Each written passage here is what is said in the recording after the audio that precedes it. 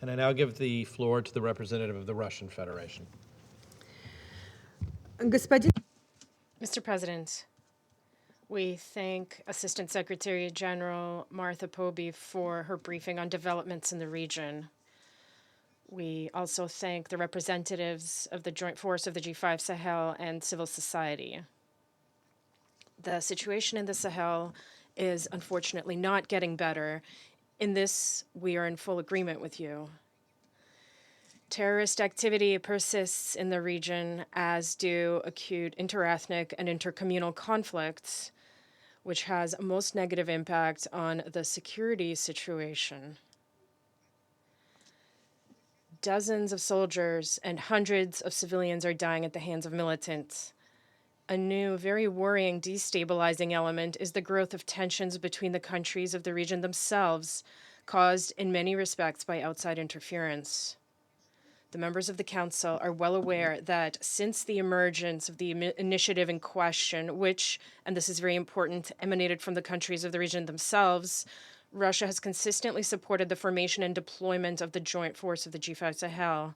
After all, fighting terrorism has no borders, no nationality, and is a common priority for all. We also advocated expanding UN assistance to the joint force, which would help to strengthen regional solidarity.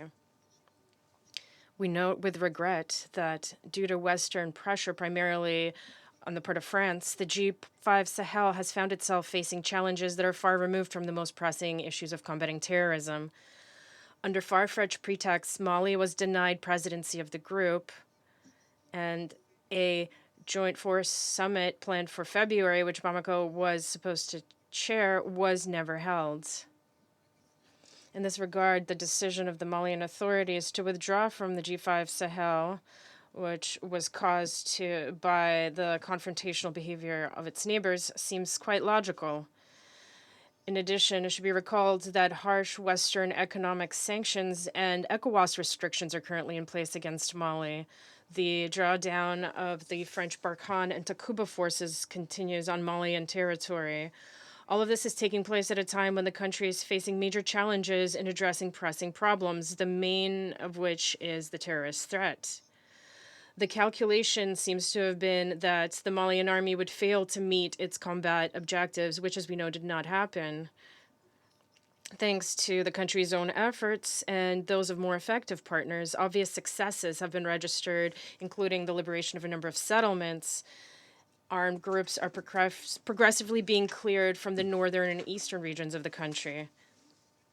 Instead of putting a spoke in the wheels in the current situation, it is necessary and advisable to provide effective assistance to the Malian authorities, at the same time encouraging them to pursue a balanced course in resolving the crisis in the country, including in terms of restoring constitutional order.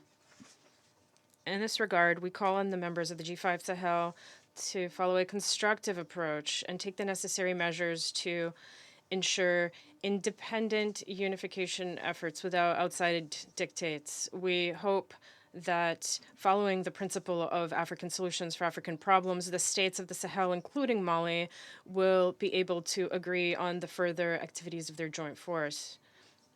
We express the hope that current difficulties will not lead to a decrease in your efforts to combat terrorism. Russia will continue its constructive participation, including as a permanent member of the Security Council, in collective efforts to achieve peace and stability in the Sahara-Sahel region, providing support to African countries on a bilateral basis for increasing the operational effectiveness of their armed forces, training military and law enforcement personnel, and providing assistance in the humanitarian area, including education and healthcare. The higher education institutions of the Russian Ministry of Defense are currently providing instruction to military personnel from Mali, Niger, Burkina Faso, and Chad, and educational organizations of the Russian Ministry of Internal Affairs are training Malian police servicemen. Mr. President, I also wish to separately underscore that our bilateral military and technical assistance to Mali and other African states seeks to provide assistance to national authorities in their very complex task of combating terrorism and strengthening national security. This is necessary in order for the country's citizens to be able to feel safe and secure and engage in development efforts. Here in the Security Council, Western states are once again making claims about certain mercenaries.